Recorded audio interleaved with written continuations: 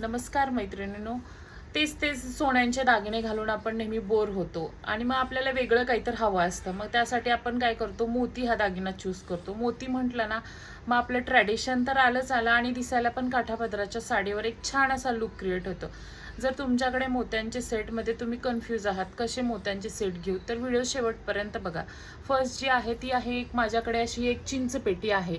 ही कुठल्याही काठापदराच्या साडीवर अतिशय म्हणजे मॅच तर होती आणि दिसायला पण अतिशय छान असा लुक क्रिएट होतो. सेकंड जे आहे की तुमच्याकडे अशी एखादी तरी तन्मणी असायला हवी.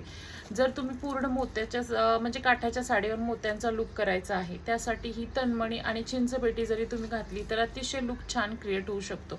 थर्ड जो आहे तो माझ्याकडे असा एखादा एक मोत्याचा सेट आहे.